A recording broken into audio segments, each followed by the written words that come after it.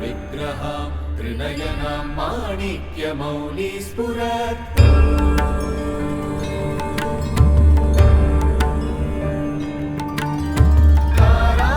तारानायकशेखरां स्मितमुखीमापीनवक्षोरुहां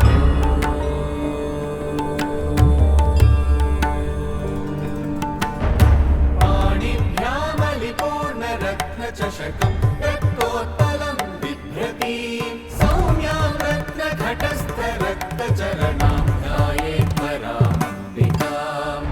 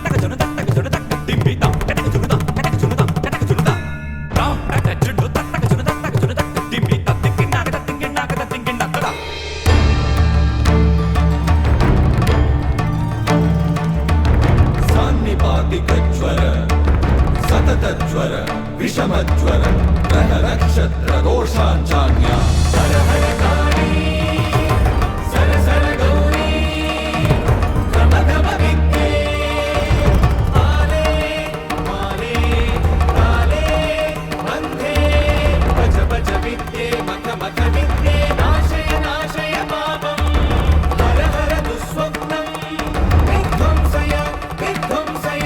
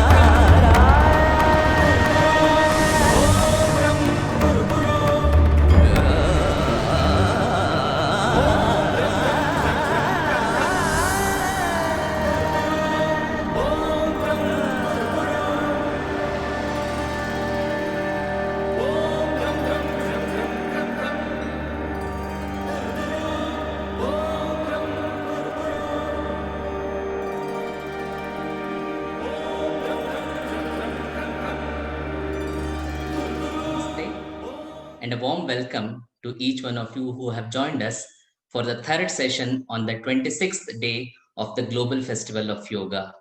We started this journey, a pilgrimage on the International Yoga Day, that is 21st June, and we are continuing for 40 days. We initially started it for 30 days, and because of the overwhelming response that we have been receiving and the kind of impressive lineup of teachers that we have, we thought it's best to continue, and the festival will go on up to 31st July 2020 with all your support and your goodwill. So today we have a very special person amidst us, Shri Yogi Maheshwara ji. I request Yogi ji to kindly come on the screen, and I also request Anuradha ji to come on the screen, please. Swagatam, Yogi ji. Since the beginning of this journey, one of the themes that has been recurring is the goddess, the goddess of yoga, her blessings, her guidance. In fact, the whole Namami Yoga Vidya, which was launched on the International Yoga Day, was also seeking the blessings and guidance of the Yoga Vidya, or the mother, or the goddess of yoga. So today we have with us Yogi Maheshwara ji, who will be speaking and presenting his experiences about Khecari Mudra, and even the title, which is so beautiful, when the divine goddess takes in the inner space. So that is his title. And now I request Anuradha ji to kindly introduce our speaker of the day. As you all know, and you're all familiar, Anuradha ji has been our anchor, the co-curator of this festival. She is currently working as the assistant professor at IIT Kharagpur in the Department of Social Studies and Humanities, where she teaches Sanskrit, yoga psychology, and French. So these are the subjects that she teaches there. And she has been anchoring here, and she'll also be presenting on yoga and Sanskrit shortly in a few days from now. So I request her to anchor this session. Thank you and welcome to all of you. Thank you very much, Vinayji, for that kind introduction. It gives me great pleasure to introduce Yogi Maheshwara ji. In fact, we first heard of him from our dear friend Rodolphe Milia, one of the senior practitioner teachers of the European Union of Yoga. He heads the school Cefito in Rennes in France. So when he heard about this conference, or about this festival, one of the first names he proposed was that of Yogi ji. So we are extremely privileged that he accepted to come on this show with us, because he is very busy, he travels a lot, and we were able to catch him at the right time with Devi's grace, I believe. So a short note on him. Yogi Maheshwara ji is a PhD in astrophysics.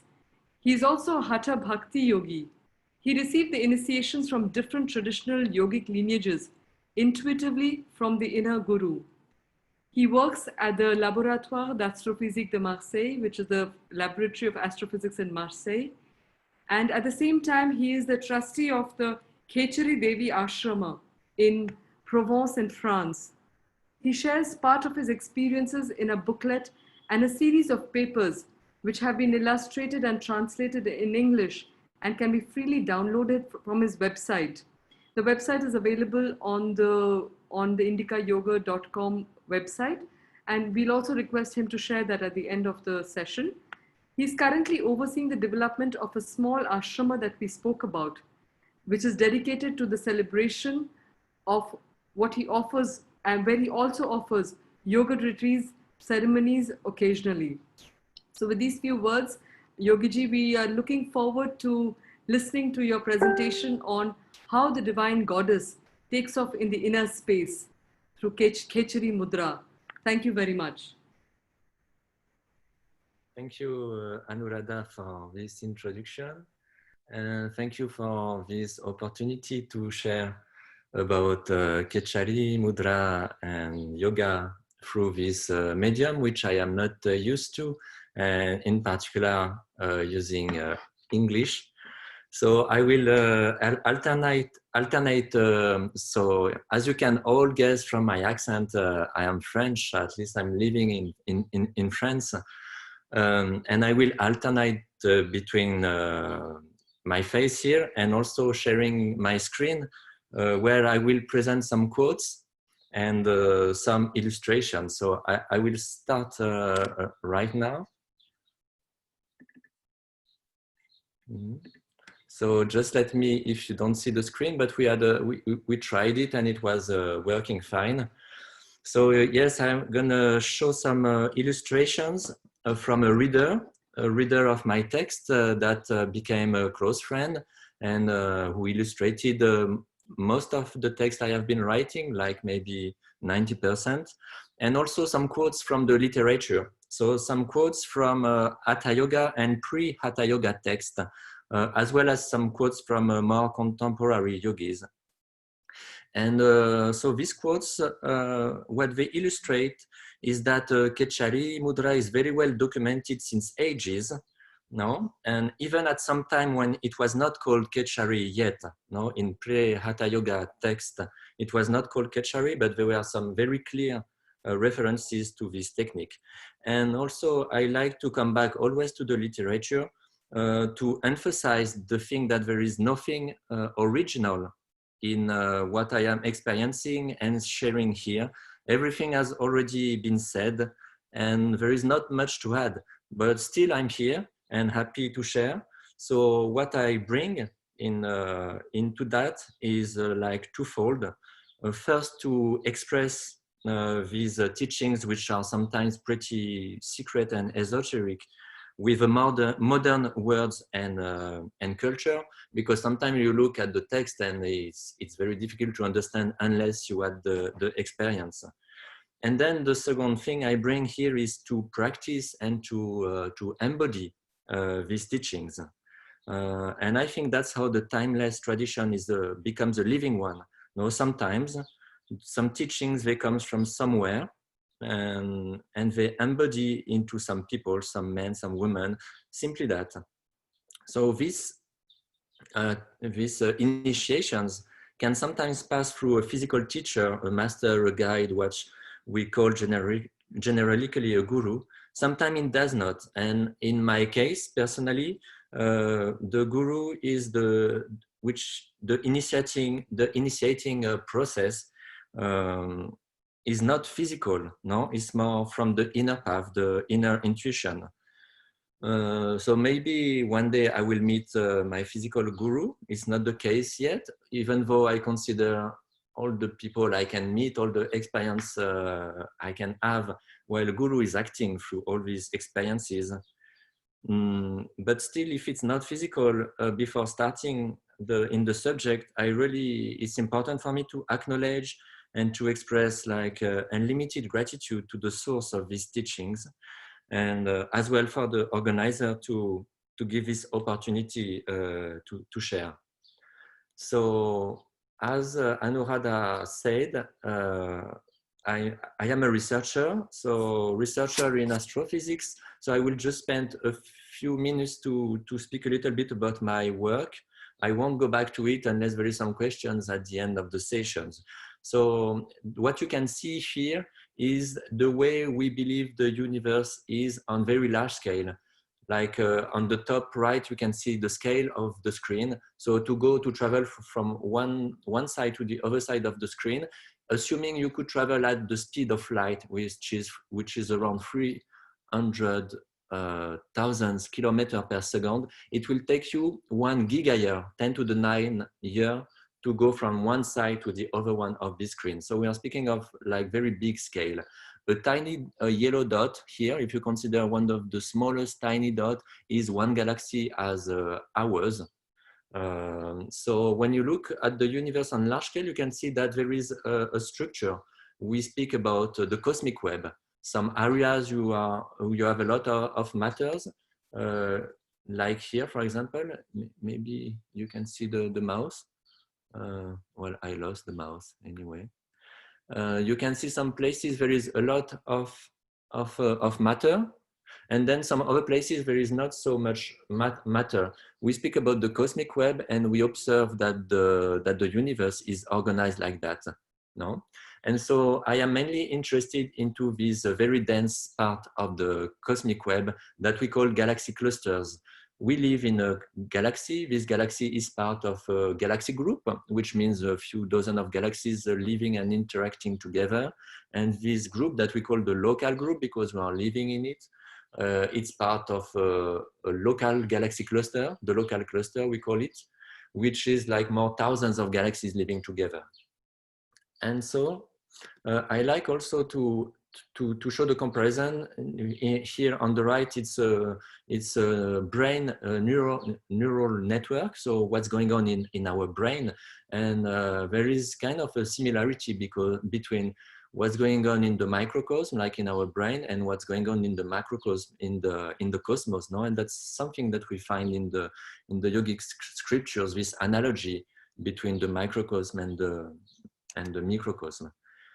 And so my specialty is to weight these objects, these galaxy clusters, because as you can see on the left here, on the left hand side, there is this plot showing that when you have a galaxy cluster is so dense, is so much matter concentrated in a little space, that it will locally deform space-time, so that the light coming from background galaxies, they will not travel straight, but they will the light will be bended, and so we observed some gravitational mirage. It's called gravitational lensing, and on the right you can see like this giant arc, which is composed by the merging of different images of the very same background source. Or also you can see the purple one on the left of this imaging. So that's for the scientific slide. And as a scientist, what I like also to emphasize that I consider yoga is really a science, hard science, in the sense that it is reproducible. Since thousands of years, men, women, they have done pretty much the same thing, and they have reached pretty much the same conclusions. To compare our modern science, let's say general relativity of quantum mechanics, it's basically a bit more than 100 years of testing this theory. So it's very little compared to the yogic science, which has been tested for thousands of years. And as you know, any scientific theory must pass the experimental things. So what brought me to yoga, actually, it's an interesting anniversary, because 10 years ago, like in July 2010, I woke up a morning, and then what happened was a bit strange. I woke up in a place close to in the south of France, covered with my body was covered by small red spots. And then I realized very fast that if I was to place my hands one against the other, I could feel a kind of magnetic resistance. And everything happened as though I had a powerful magnet in each hand. My fingers feel as if they had extensions, something like having very long nails which tend to move towards the sky. In those days, I did not practice yoga or any meditative activities that I was classifying as something not for me. And also I realized that when I was passing my hands over some objects without touching them, for example, stones, I could feel their presence beyond their physical form, actually. So puzzled by this new sensation, I started to experiment as a scientist, like defining experimental protocols, acting my experiences, drawing statistics, reaching conclusions. In particular, if I let my hands go, they were like kind of guided, like magnets following a field, which I could not qualify as invisible, since I am aware of it with both the sense of touch and the sense of sight. So later on, I will, later on, I saw a movie about spontaneous Qigong, and that was exactly what was happening. I was simply following prana's movement. And during part of this summer, I was playing on a daily basis with those extension. And after such playing, I was coming in contact with all kinds of emotions, like joyful, painful, all kinds of feelings that were nearly unknown to me up to now. In particular, I thought I was going perfectly well. And at times, like totally different dimensions opened up to me, unknown, but somehow endowed with a taste that recalled to mind something already known, like a silence, a pacified mind, less mental fluctuations, unity. And with the lexicon I acquired since then, I would now say that in those days, the different koshas started to open. also, so this was really a fairly like experiences, magical ones, but also very chaotic ones, because in particular, the opening of the emotional body, which was very charged, pulls me into very painful spiral at times, sometimes very close to desperations.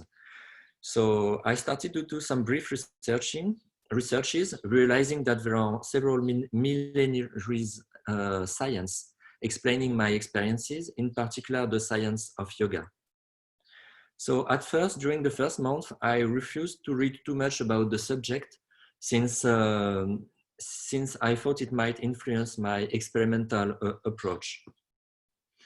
Then 3 months after these experiences of opening the koshas, I start to follow a yoga class proposed at the university close to the laboratory I'm working in. So it was a kind of traditional hatha yoga. And so for the first time, it gave me a theoretical frame to interpret the results of my experiences, to contain that energy also that was spreading from all over me, and to help to channel it, because it was pretty well going everywhere.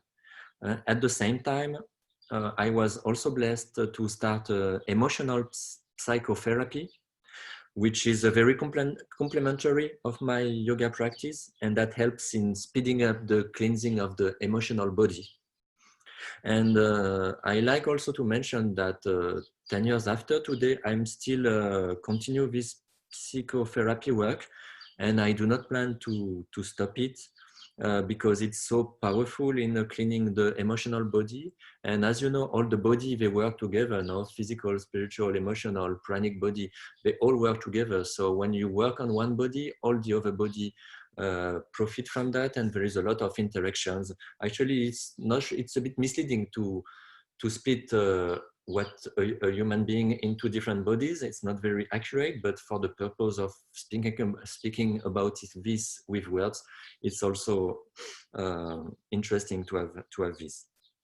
So I began yoga practice, and since I could see prana, I could understand pretty well the yoga classes, and often everything was happening as if my body already knew some techniques. No, often I contacted intuitively some techniques that I was told later on at the yoga classes, just by looking, just by witnessing at the movement of prana inside and outside my body. And so that's how Khecari came into place. And just a word about the way I have been sharing. So in 2016, so six years after my beginning in yoga, I published a booklet about Khecari Mudra. And then 3 years after, in 2019, another paper called Beyond the Pituitary, which express the new things that happen in the Khecari practice, at least the things that I can put into words and that I feel comfortable to share if they are stable enough, right?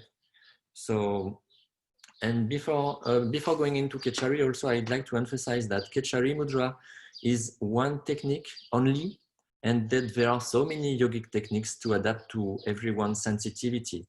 Not to mention that the yogic tradition is only one between so many traditions around the world. So most of us will not use Khecari, and this is not important to use Khecari. What I think is relevant is to find the technique that suits you best, and within this large amount of available techniques, and especially in this era where knowledge gets much more easily shared and transmitted through different medium. So Khecari Mudra, it consists of turning the tongue back. So here on this picture, on the very bottom, you have the pre-Khecari, so the tongue is at rest somewhere in the mouth. Then some people use these decompositions in 4 stages proposed by Yogani, contemporary yogi. So in stage 1, what most people do and what I have been taught at first at the yoga class is you put the tongue back. The tip of the tongue wants to go behind and up, and like you try to touch the soft palate which is behind the hard palate. And so this mudra is pretty much enhanced in many texts. So for example, here are some quotes from different hatha yoga texts. Maybe some are not hatha yoga texts, like the Kularanyota maybe is pre-hatha yoga text. Actually, the very first reference is to a technique which consists of inserting the tongue above the soft palate, is coming from pre-hatha yoga texts like 8th, 10th century texts which are related to what the experts called cult of the yogini, like Kaula, Krama, and Trika traditions. And important for me to mention that there is one Hatha Yoga text, the Khecari Vidya of Adinath, which is devoted 100% to Khecari Mudra. It has been critically edited and translated in English by James Mallinson, a scholar, and it can be found at Indica Books in Varanasi. And then on the left, this is some original manuscript from the Khecari Vidya that I had the chance to see at Pondicherry, no, at the Institute of Pondicherry. So why this mudra? Just a technical thing. Actually, it's possible to see that as a anchoring.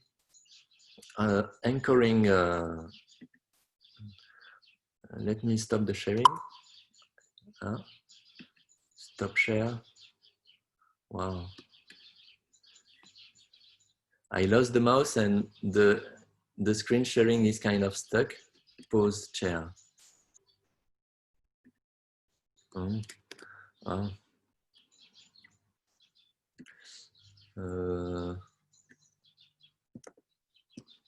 Where is the video? I don't know. Would you like to stop sharing and start it again? Now the screen, I stop sharing. You still see the screen or you see my face? We see the screen. Okay, stop share maybe. Okay. Yeah, that's great. Yeah. There were another button. And then I will go back to the share screen. So yes, it's like a anchoring point. You know, in Hatha Yoga, one of the goal is like to work along Sushumna Nadi, along the spine. So in the same way as, for example, someone, if you want to work on a piece of wood, you would put the piece of wood between two anchoring points, like to work on it. In the same way, we use anchoring point for Sushumna Nadi. So at the basis of the spine, we use Mula Bandha, like contracting the basis of the spine. And then at the other side, we can use two different anchoring points. One is Khecari Mudra. Khecari Mudra will tell the energy to go up. So you prevent the hemorrhage of energy to go down with Mula Bandha, and then up, you put the tongue in Khecari and also the eyes in Shambhavi, which tells the energy to go up. Then the Sushumna Nadi is kind of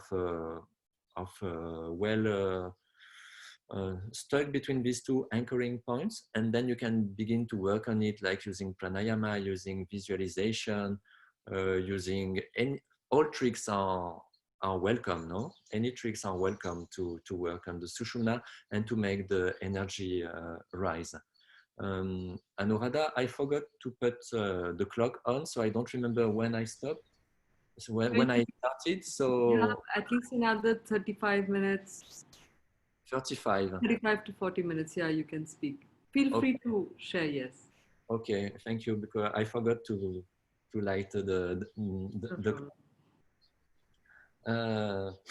so that's one of the thing with Khecari, no, to anchor the spine.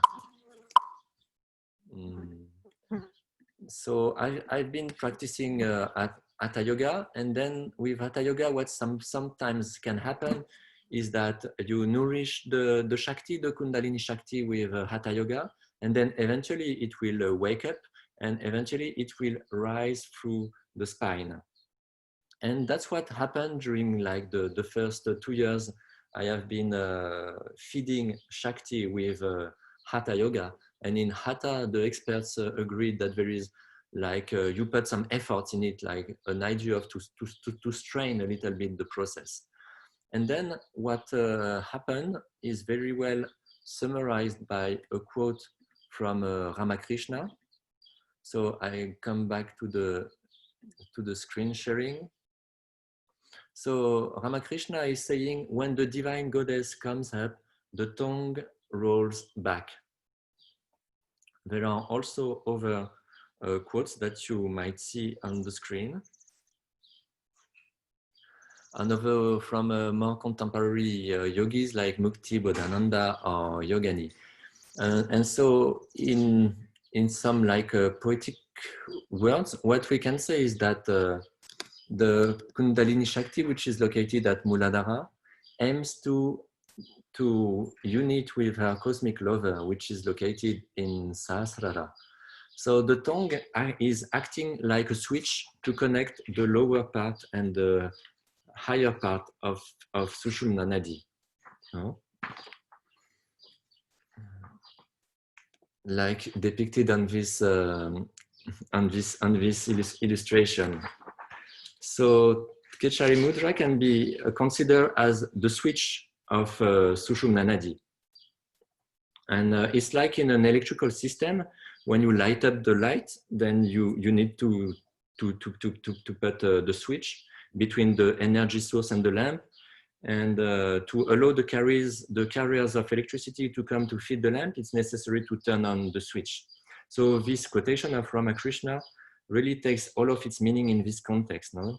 The divine goddess, the divine Shakti, once awakened and nourished by yoga practice, is totally decided to join her cosmic lover that is waiting for her on top of Mount Meru. And the path can be short or long. No, it can, according to some people, it can take several lifetimes to do this process. But at a given moment, a chasm stops the beauty's ascensions and titillating further her desire. It does not take long now to be able to cross the abyss, but there is this kind of a bridge between the lower part of Sushumna and the higher part, just a few centimeters, but still she cannot cross it. And so that's the moment when the tongue starts to roll back and push higher and higher, lengthening itself progressively to allow the junctions between the inferior and the superior part of Sushumna. Though that's one of the targets of Khecari, to do the switch of Sushumna Nadi. And so with practice, this happened in my tongue, which means that it was more and more painful to handle this tongue who really wanted to go back and higher. So at this time, the only yoga book I had in hand was the Hatha Yoga Pradipika, and here on the screen I share one of the sentences that you can find in it, which actually are exactly the same as the one you can find in the Khecari Vidya, and it seems to be pretty well established by the experts, like the academic researcher in this field, that the Hatha Yoga Pradipika is more like a compilation of different Hatha Yoga texts. So that's why you find exactly the same words between Khecari Vidya and Hatha Yoga Pradipika. So when I read this, at the first time, I didn't really understood what it was speaking about this cutting of the frenum. But then when my tongue was becoming to be painful and wanted really to go back, everything became very clear to me, and I clearly understood, like if my tongue was telling me something like, let me go up, it's not the end of the story, we have a lot of things to do up there, so free me from the frenum. And then when I came back to the Hatha Yoga Pradipika, it was very clear what I had to do now to remove this frenum from the tongue. So before going to buy, like, so traditionally, as you can see on this coat, it is advised to cut the frenum tongue progressively of an hair's thickness every time. And before going to buy a sterilized blade, I decided to go to see which solutions an hospital could propose. And so I went to the hospital in Marseille, and I met with a doctor who was a woman who was very sweet, very calm, used to deal with children, because this kind of intervention is usually performed on children who cannot speak properly or cannot feed properly. So I felt totally at ease, and I explained my situation sincerely to her. Of course, she had never heard such a yogic situation. However, she listened to me without any judgment. She looked at my tongue and my frenum and declared that there will be no problem to perform what I was asking for. So a few months after, we took a meeting, and then I went to the hospital, and she did cut the frenum of my tongue. Let me try to go back to the resume share, stop share. Wow. Well, I'm once again stuck to the, anyway.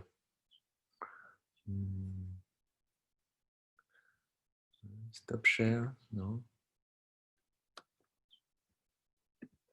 It has Okay. worked. It has worked. It has back. shared. You're back. I'm back here. I don't know how, but each time it's working. So over time it will work also. Or I can see Rodolphe online. Hello, Rodolphe. Nice to see you. So where was I? I forgot. You were telling us about her that she had she did the cut on your tongue. She did cut the frenum. So then she told me 1 month of cicatrization was necessary. So during which I stopped practicing Khecari Mudra. I was using another Jiva Bandha technique, which is very different from an energetic point of view, but still I needed to put my tongue somewhere because, well, tongue needs to be somewhere. So I spent a month in Jiva Bandha. Then after having the doctor permission, I went back to practice Khecari Mudra. And now I will come back to the screen sharing to illustrate a little bit the things. And so I was pretty excited to go back to this practice and to dive deeper into that. And so what happened is that freed from the frenum, the tongue could slip behind the soft palate, and I discovered there the floor of the nasal cavity that you can see a little bit on the illustration by Stefania. It's also called the posterior edge of the nasal septum, called nasal pharynx. And I call this the nasal floor. And for me, it's like the first level of Khecari, and it corresponds to stage 2 if we go back to the nomenclature proposed by Yogani. And in my view, for me, it was from this first level that I could say that I was really beginning to practice Khecari Mudra. So, which is interesting and illustrated here in this yogic anatomy is that this nasal floor corresponds to Lalana chakra. And when the Amrita starts to percolate from Bindu, from the moon, it first passes through Lalana before it reaches Vishuddhi, and continuing its way to be consumed in Manipura.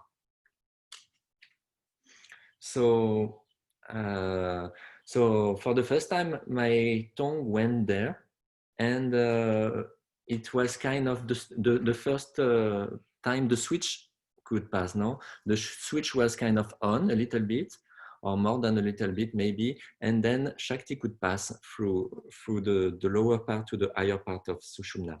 So from a technical point of view, anatomically speaking, something became very interesting and evident. The shape of the nasal floor is perfectly corresponding to the shape of my tongue, that can drop into it naturally as if tailored just for that purpose.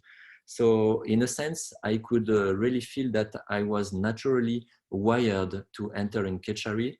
And I don't say it's the same for everybody, it's just my feeling. Are we all wired to enter Khecari from an anatomical point of view? This I can say. I lack statistical evidence. But really, the place is done to welcome my tongue, and I kind of feel naturally programmed to enter Khecari.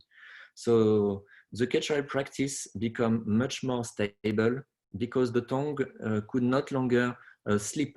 No effort is needed to pull it towards the back, and it is actually as if a pranic magnetization has been produced, because the energetic flux passing through the tongue is so strong that it literally glues it towards the nasal floor. In other words, to be able to pull back the tongue from the nasal floor, it was now needed some small effort. No, it's like when one does a mudra with the fingers, the contacts between the two fingers close an energetical pathway, and it is needed a little effort to undo the circuits. So this was a much more stable way of practicing Khecari mudra.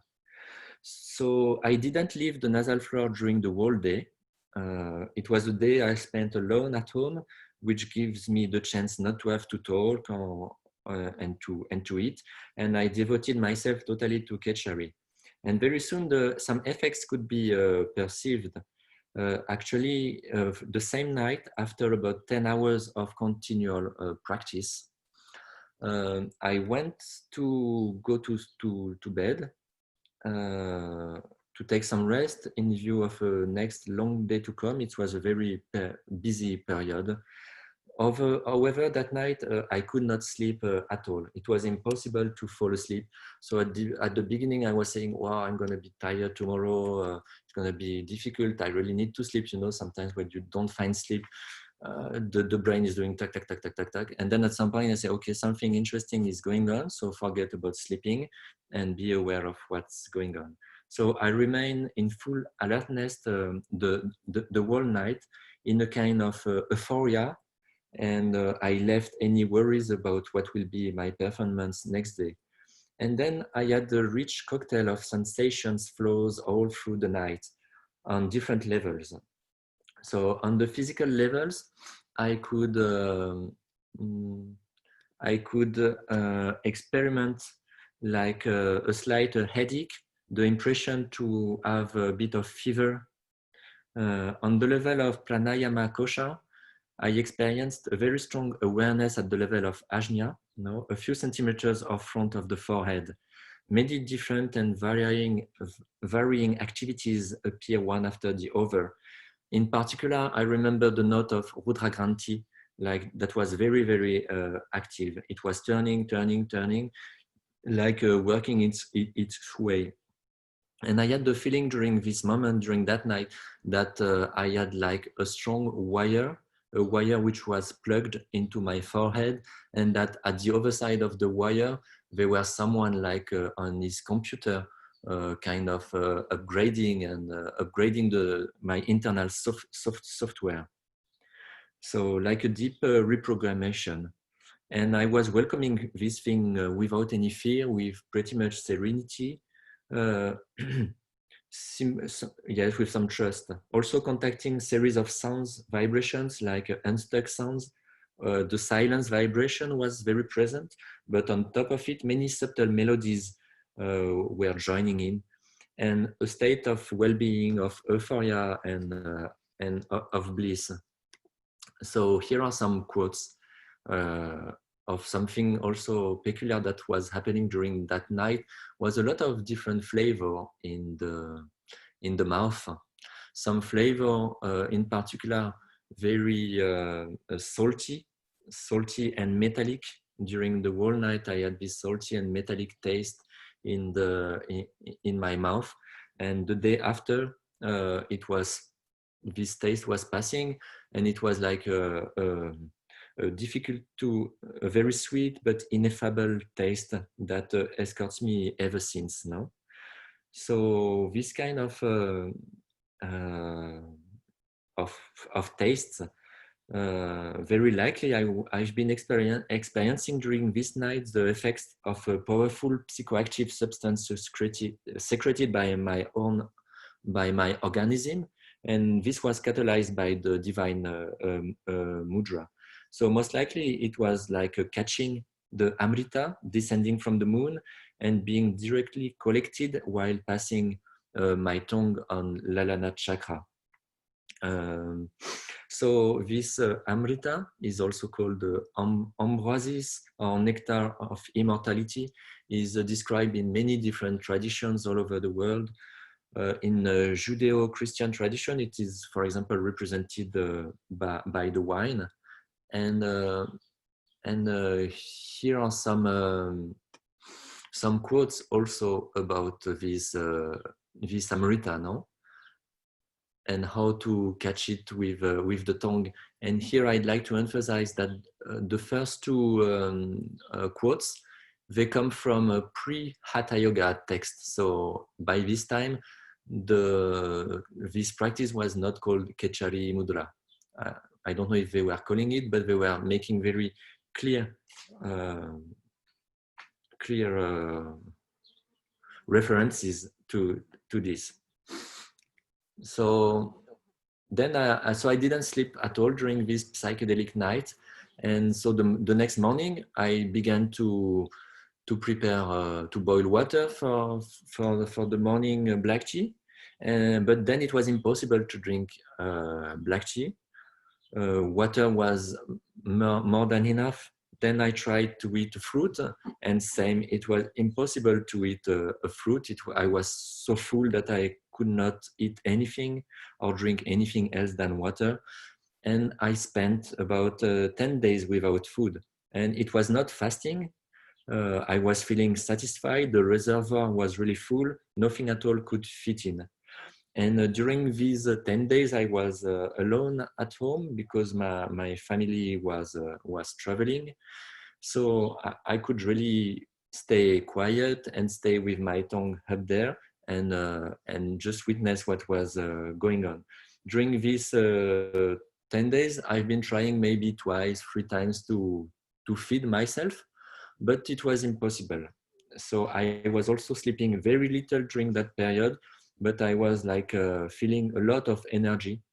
And so, for example, the day after this night, I woke up to go to the laboratory where there were a workshop organized I was participating in. There were some colleagues coming, and I had like the feeling to have several brains working together in parallel, switching from French to English to Spanish, many different things to handle, some students passing in the lab, this workshop, and there were no problem at all to handle that.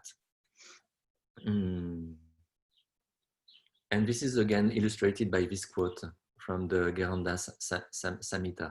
And after 10 days, I went back to physical food with a lot of pleasure. And so to be able to install myself comfortably at this first level of Khecari has been really a determining step in my practice. So before this moment, the starting place of the pranic ascension, remember we are speaking about the ascension of Shakti towards Shiva, the starting place of this ascension had clearly been the base. But from this Khecari degree onward, the energetical knot went to Lalana chakra. And so slowly but surely, it was the Lalana chakra region that becomes prominent, and that was vacuum up the energy towards higher regions. And my practice of Mula Bandha became a bit redundant, less relevant, since there were no longer energetical downward hemorrhage to prevent. No, energy could not descend anymore, and the only way was up. So for some time, I slowly abandoned Mula Bandha, unless I feel it is necessary. And I was keeping it pretty much all the time during several years, but now it is a Khecari that I am constantly keeping. So when I do not speak, when I do not eat or chant, my tongue is always up there, simply because I don't know where to put it. No, it's just the perfect location for it. And so it is from this. So here in this illustration, you can see what's going on the pranic level after Khecari. A bridge is in place, and Shakti can continue her ascensions from Lalana upward. So right now we speak about stage 2 as illustrating on the left-hand side of the screen. And so it is from this new energetical plinth that I continue my ascension. And at this moment, I was following a yoga cursus, a yoga school, that was proposing a powerful breathing technique, which was axed on Ajna's chakra. And so I learned this technique, and following my intuition, I adapted the proposed practice to my own situation, and I established it in my daily schedule. So we were proposed one Gatika 24-minute practice with only full vase retentions, and then I added the empty vase retention, and I left the practice for long times. I dived totally into this practice for over a month, like doing that a lot of hours each day. And then at some point, something happened at the level of Ajna, like the Shivalingam appearing in Ajna, the two petals becoming active, magnificence. This lotus was blossoming. The retentions during this practice was becoming longer, more and more comfortable. And at the first time, I perceived a new nadi. So a new nadi that was connecting from a pranic flow, having its source in Ajna, the point between the eyebrow, like a few centimeters outside the physical body. Then this pranic flow enters towards the middle of the skull, and again modifying its flow further on towards the top of the skull. And for the first time, I could feel the 1,000 petals opening and closing, the Sahasrara chakra. So I get constantly attracted to the top of the skull. Prudently, I abided there with my attention for several minutes, waiting to see if anything was right. I observed a small security time, but inside of me, I knew there were no risk. And then I dived into Sahasrara and turning the whole of my senses towards that manifestation. And then I began to rest into that immersion longer and longer. Time became kind of irrelevant. And this access to Sahasrara allowed me for the first time to begin to get a glimpse of meditative states, now what we call dhyana in Hatha Yoga. And actually, in the sense that no conscious effort was necessary to, as when you do dharanas. I was simply observing the lotus activity, activity that sometimes were like disappearing, to let also some space to something beyond these manifestations, because these manifestations are wonderful, but you're still into some vibration, so it can also stop. It's so nice that it can stop the progression of the yogi or the yogini. So very soon after that experience, I received like a technique directly from the intuitive channel from what some call Vijnana Maya Kosha. So within a week or two, the practice has settled in the sense that I knew exactly what I had to do. And then I did it automatically, like minimum 5 days a week. Whatever the time I was going to bed, whatever I had done, automatically, like a robot, someone was waking me up and putting on the yoga mat, and then I was doing this dharana. A dharana which I call the gardener's dharana, because it's a practice which consists in watering one's garden by coming to breath in every lotus, one after the other, like coming from Muladhara up to Sahasrara. And it was a practice which was really tailored for my progression. So I stopped going to the yoga school because I could only do this practice for 6 months. I could not do anything else. And this is a practice that, yes, will accompany me for around 6 months. And at some time, it's just disappear. So usually, logically, following the step of the Ashtanga Yoga as codified by Patanjali, this dharana brings me to the very first stages of dhyana. Like the attention focuses on the lotus, and now there were no longer any conscious effort required. The mind is no longer engaged. No, its circuitry is out of service. And then at some point with this dharana, I could experiment something interesting, a second degree of pratyahara, no? When the senses, which one is supposed at first to turn inwards and concentrate on inner awareness. For example, the sensation of the opening and closing of the lotus petals in this example. So this inner awareness end up detaching itself from those wonderful inner sensations whose subjugating beauty could slow the yogi's ascension. So in other words, there is a moment when all these wonderful sensations kind of disappear. And at that moment, the separation between subjects and object is extinguished, and only remains something else, no? And it's, of course, something difficult to put into words by definition, but still it's nice to have some words. It was just like the impression I had was like emptiness, but which is fully filled up, no? There is nothing else, but at the same time, everything is there.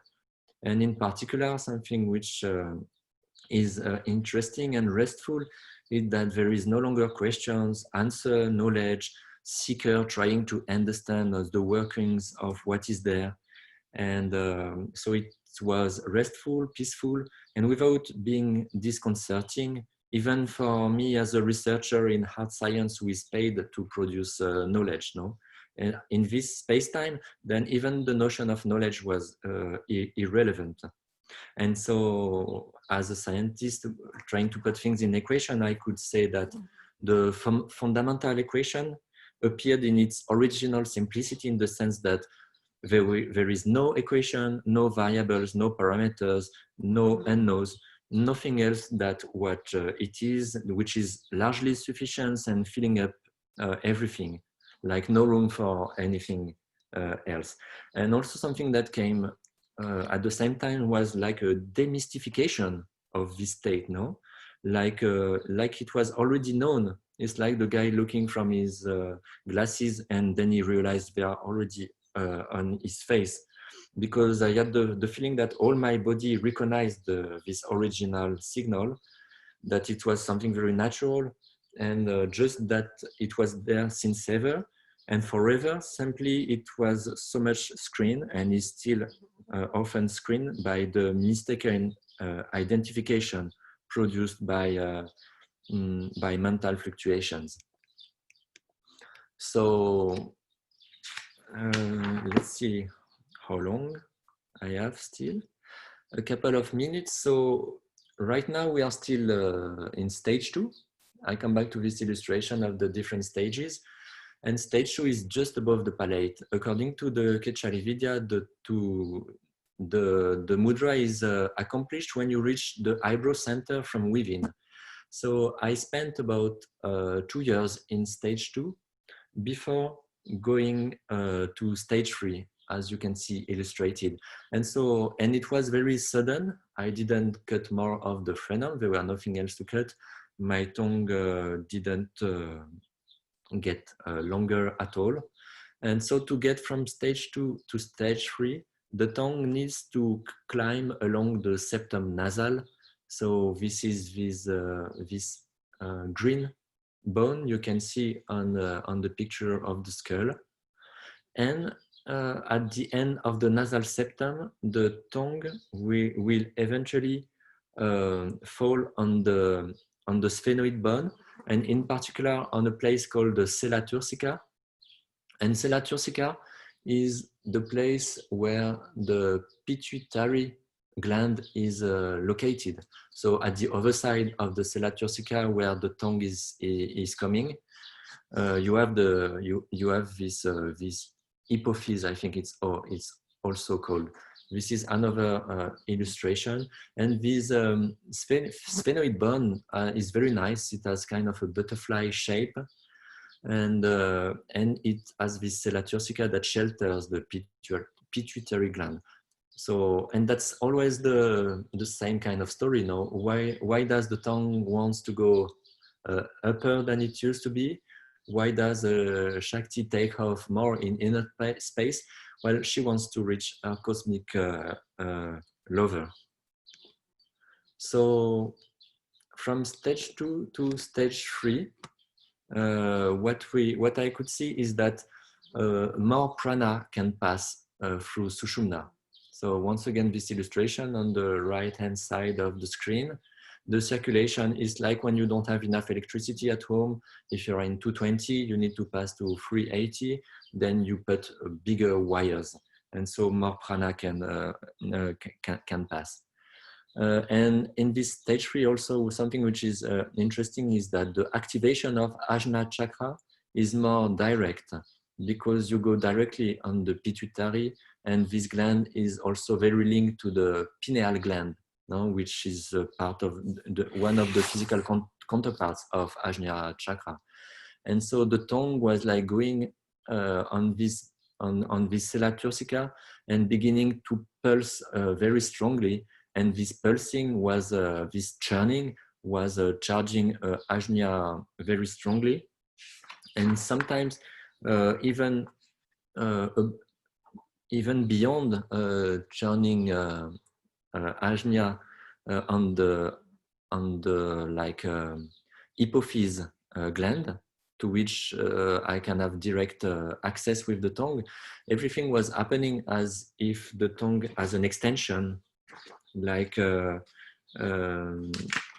if my physical tongue was plugged into a pranic tongue, and that with this hybrid tongue, with this pranic extension, then I could travel more inside the head, more inside the skull, in particular going to the pineal gland, and then doing what needs to be done now by prana. Also at this period, at this stage and a little bit above this stage, it's possible to close the air passage in a given nostril by blocking the nasal cavity with the tip of the tongue from within. So for example, when you do the alternate breathing, it gives much more power to all these techniques. And also you don't have to have the weight of your arm, no, to block the nostril. And it's interesting because, and much more powerful, because you can directly activate physically the physical counterpart of Ida and Pingala Nadi. So why did the tongue wanted to go up? Why did it flew further at this stage? So technically and physically, all the conditions were ready since a long time. In particular, my tongue was long enough. And why was it happening at that very moment? And so what happened is that it was really, it coincided exactly when I began to go into Bhakti Yoga. So I like to make an allusion with, you know, the Shakti, you need to give food. So I gave her food with one of the fuel is Hatha Yoga. So during a couple of years, I gave Hatha Yoga to trigger and to nourish the goddess. And then at some point, when I felt into Bhakti Yoga, it was like a new powerful kind of food and a new fuel. And then the divine goddess really, she loved this fuel, and she could climb up higher. And it was really the exact day I felt I began to dive into Bhakti Yoga, the very same day the tongue went up. And so here are some quotes from Satyananda, which really summarize well what happened to me, because when I began yoga, I was not at all interested into bhakti, and it's not something that you can really force. No, if you're not into any devotional activity, you cannot force it. But it's also something that you can get contaminated by. And for some time, and during that event, I was practicing with some Kriya Yogi people. This Kriya Yogi who has some very mild Hatha Yoga techniques, very mild pranayama, very mild asana. They don't go very fast, very far in that aspect, at least the one I knew, but they were very devotionally inclined. And spending time with them at some point, poof, I've been contaminated by bhakti. And so as Satyananda says, it's automatically at some point you should go into bhakti, because as he says, each person is potentially ecstatic bhakta, and this is really what I believe, and that's what happened to me also. So I'm almost done in terms of time. That's good.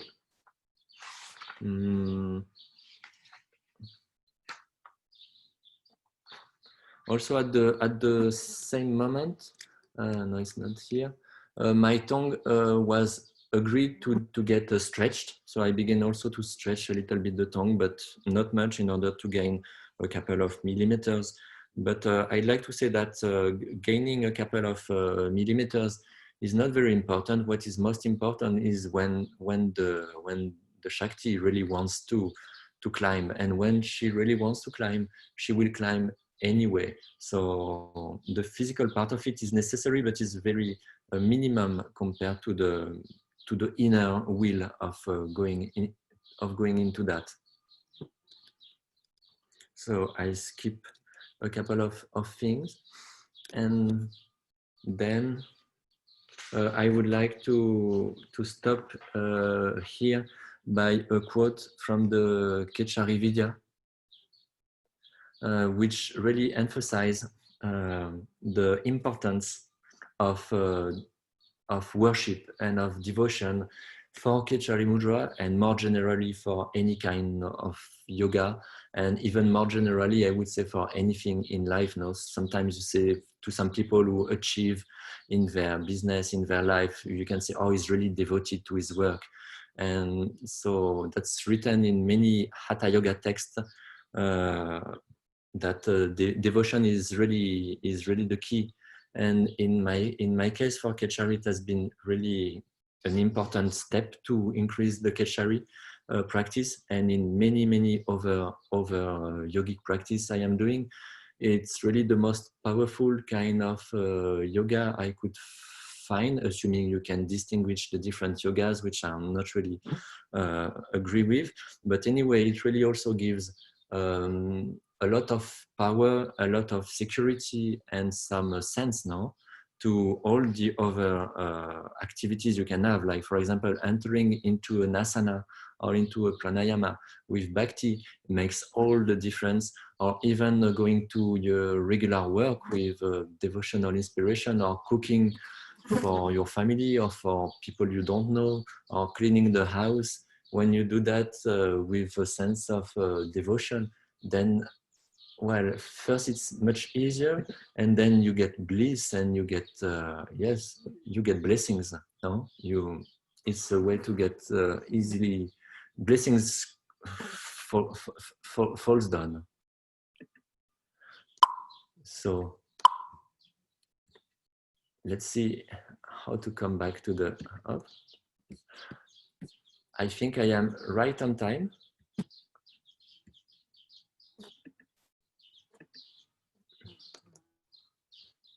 I just need to go out of this. Yes, I'm back here.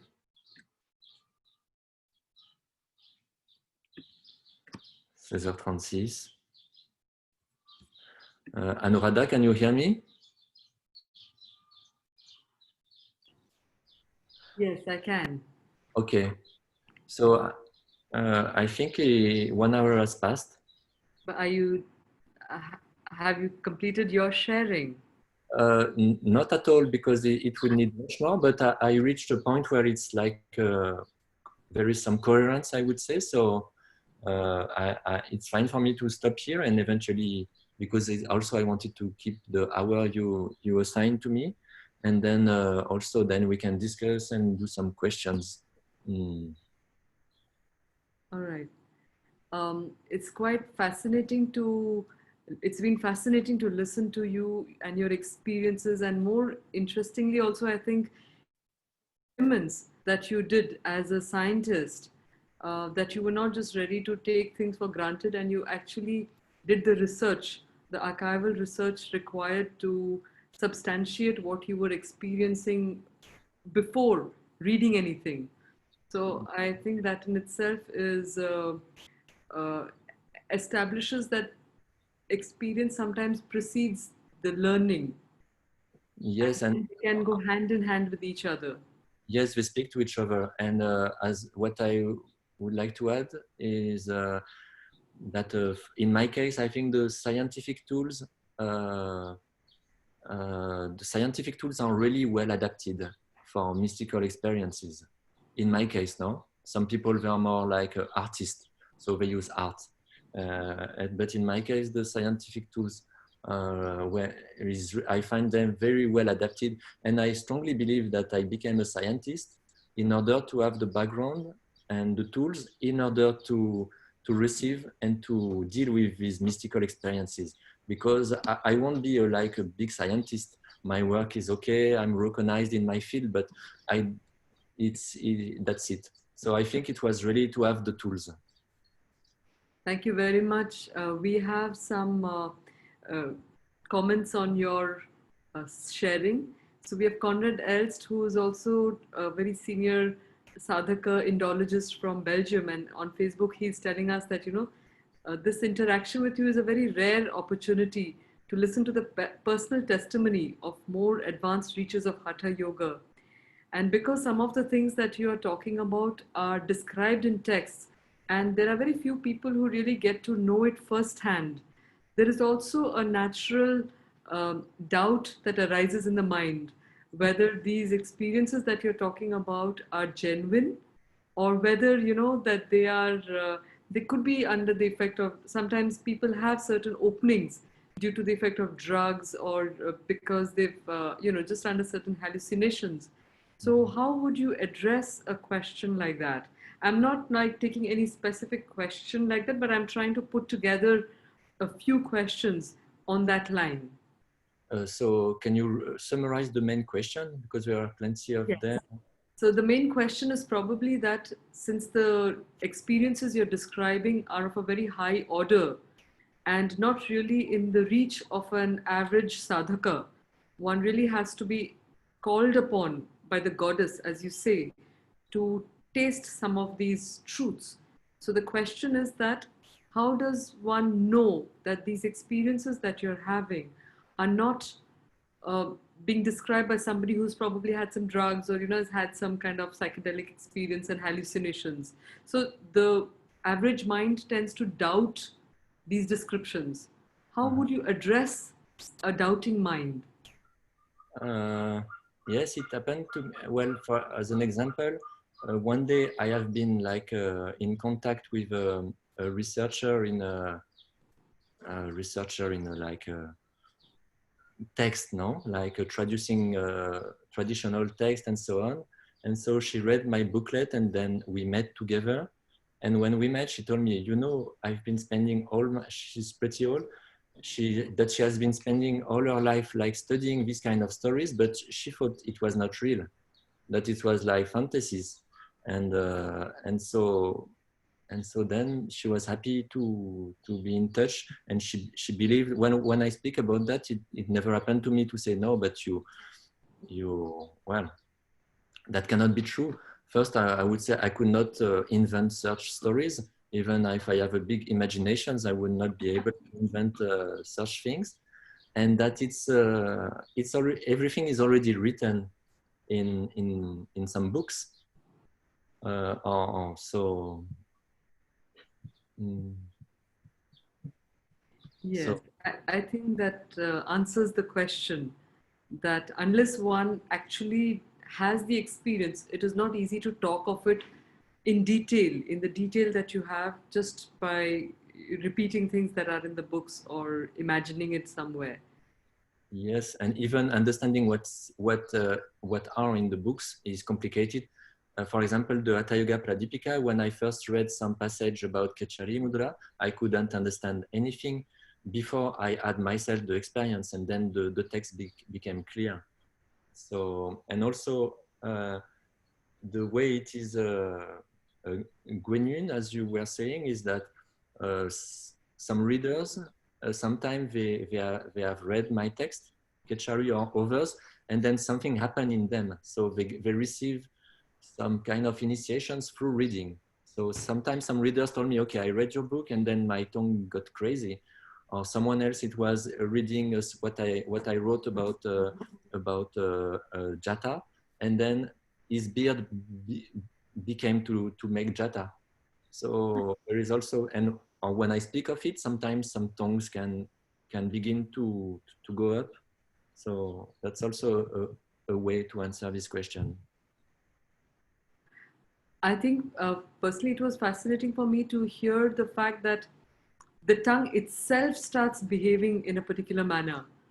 It is not that the mind is wanting the tongue to go and take up a certain position.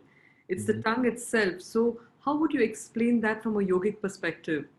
How can the tongue have an independent will and choose to do a certain inner movement? Well, that's what is summarized very nicely by Ramakrishna. When the divine goddess goes up, the tongues roll back. No, that's the prana. That's only the prana which is putting the tongue in the right position so that it can pass, and using this body to do what she has to do. So, and it can happen like not only with the tongue, but sometimes I can witness in my body, like for example, my breathing system is doing something strange. And so I just let it do. And especially in the very beginning, it happened to me to witness some pranayama coming into my body. And it was just that the energy she wanted to do, she had something to do. And so she used the body to do what she had to do. So that's how I see the thing, no? It's really like an instrument of the divine goddess to Yes, act with her will. someone, a friend of mine, he was telling like that the body is like a flute, and that the divine will play the flute through us. Huh? Only we have to allow the flute to be played, and that's where devotion is also the key, I believe. A powerful message again. We have, very interestingly, someone called Ramakrishna, but he has a more practical question. He says that in ordinary circumstances, when this tongue position, with this tongue position, you're not permanently in danger of choking, because usually in first aid measures for fainting is to roll out the patient's tongue. So there is a medical condition where it's dangerous, the tongue going inside, and you're talking of Khecari Mudra where it is actually a spiritual upliftment. So how do you explain that? So you speak about like when one is coming, can hit his own tongue. Yes, yes. I've heard about, because you've had the experience, so how do you describe the difference? I never had experience where like the like eating the tongue, but I think it's the other way. Eating the tongue would be more like this way, and Khecari Mudra is this way. Okay. So it doesn't block your breathing, it doesn't affect the breathing. Oh yes, it does affect the breathing very strongly because it, but in a good way, in a yogic way, let's say, because it tends to bring you to nivritti, when you don't need to breathe anymore, because you get energy from over, like not using the oxygen, but using different ways of feeding the body. You know, there were these experiences where they put some yogis in some underground for a couple of days, and then they take the yogi out, and then he leaves again. And it seems that Khecari Mudra is an important, there is some hints that Khecari Mudra might be important to do these kind of things. So it definitely affects the way of breathing, because you need less breathing when you are in Khecari Mudra, because you are closer to the way I see it is that you are closer to your real nature. And in our real nature, we don't need to breathe. We don't need to eat. We don't need to sleep. We can forget about these things, no? So the more you come back to your real nature, the less you need these things, no? I mean, all of us have heard a lot about these things. We read a lot about these things, but to actually listen to somebody who has experienced it is a whole different experience for many of us attending your session today, and the great privilege of being able to do so. There was another question around that, you know, when you're saying you don't need to eat, you don't need to breathe, you don't need to do any of that, but the body has its own patterns, certain functions it has, like defecating, etc. You know, it needs to release certain toxins from the body. What happens to all of that? And yes. So during that period that I was not eating, well, I was not using the toilet. I was not using the kitchen, the bed very little also. So it was nice also from a practical point of view, because I didn't have to spend time cooking, to spend time in the toilet, to spend time washing the dishes. Because we spend a lot of time doing all these things. And but I like also to say that it's some things I really enjoy cooking. I enjoy eating. I enjoy going to the toilet also, because it's very nice when you feel the process. So, Okay. so it does not prevent, having experienced that does not prevent me to have a very normal life or regular life. I don't know how to call it. Well. That was the next question I was going to ask you, because Rahi Santanamji, who's a very regular attendee, and she's been on our on this program as well. So she's saying, in this state of being, how do you handle the regular world? How does it affect your perception of the world? Because you're operating from a completely different paradigm. So what happened? How do you really look at the world under those circumstances? Well,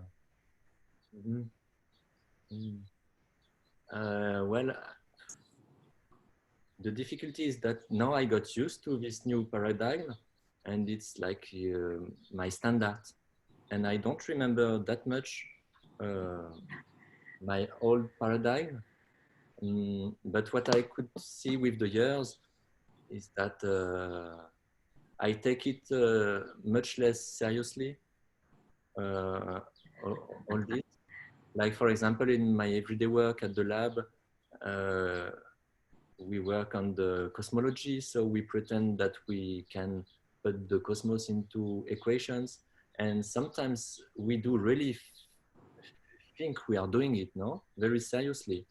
And so for example, yes, taking all this less seriously, maybe being more patient with, especially on the familial point of view,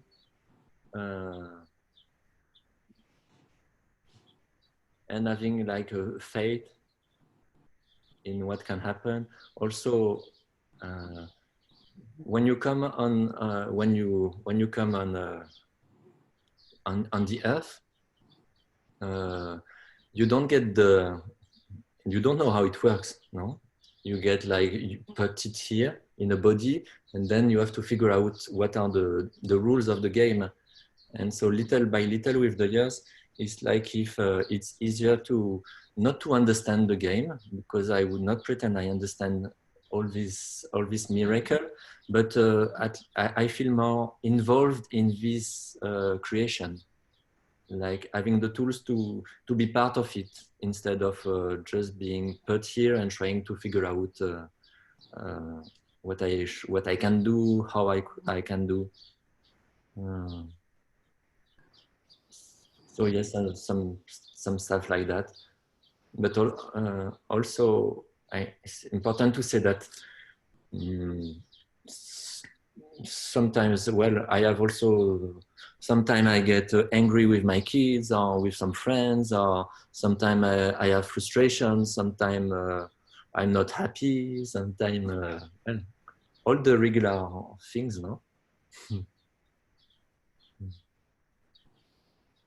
But I don't. I tend not to take them too seriously. I know it's just a game, but I dive into the game, and sometimes I dive it consciously. Okay, let's dive into that.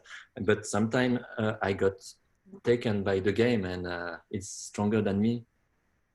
And that's where the psychotherapy work is very important for me, because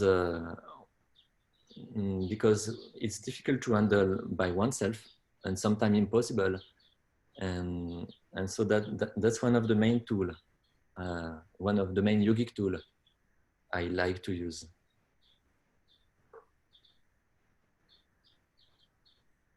Yes, it was very interesting. Today I was in a class where we were discussing Shankaracharya's, Adi Shankaracharya's verses called Shatashloki.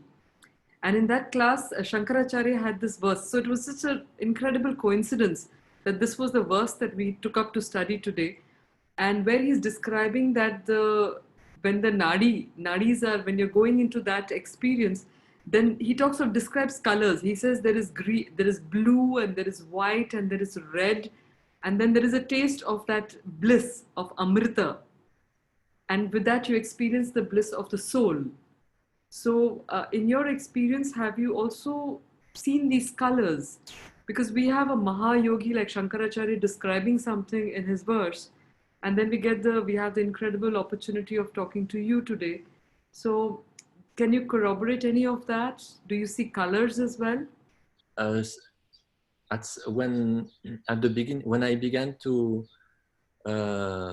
practice yoga, especially playing with strong pranayamas, I was often seeing like a purple, the purple color with the eyes closed. It was all purple, sometimes some red, sometimes some yellow, and but then with the years, the intensity of the colors, they decreased.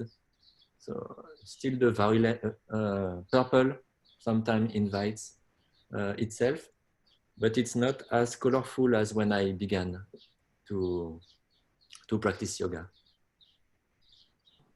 And these colors, I never try to make any, well, I don't have so much data about that. I was just witnessing colors, but couldn't really, what I could eventually hint is that this, and from the scriptures also, is that this purple colors is linked with the area of the skull, now Ajna and Sahasrara.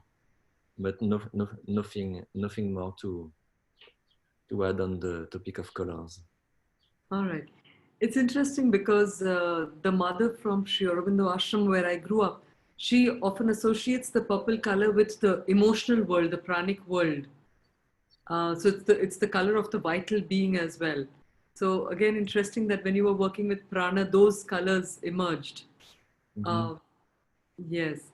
But I had another kind of question for you, and this is also reflecting some doubts, some inquiries that are coming up in the minds of our participants, that practices like the Khecari, Khecari Mudra, they are challenging to be performed, and it involves a little bit of, dangerous steps like maybe cutting your tongue, etc., cutting the freedom there. So, is it advisable one to do it like that, or like do you have to do it with a guru?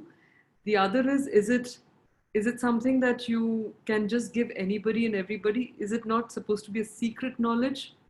How would you explain that whole dynamics of this practice?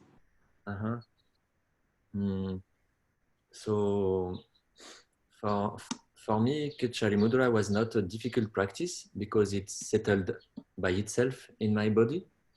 So so for me, I don't consider it is a difficult one. Simply because I had something to do with this practice. There are quite a lot of warnings, especially the Satyananda school, the Bihar school of yoga.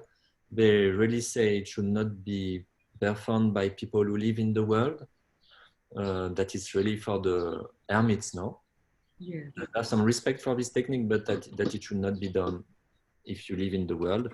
So once again, I don't agree with that. And I believe that it's a very interesting technique when you live in the world, because whatever I do, I can have my tongue there. Nobody sees that unless some people who might see the aura, the pranic field, but there are not so many. And so I can do my everyday work or driving the car or whatever, meetings with the colleagues with my tongue in Khecari. So I think on the other end, that is very well adapted for mundane people like me. But still there are some warnings. And I think the frenum thing, there are some warnings in some traditional text, because if it's not done properly, because you should not cut too much. If you cut too much, then there is a lot of wires that, with some blood and some nerves and so on.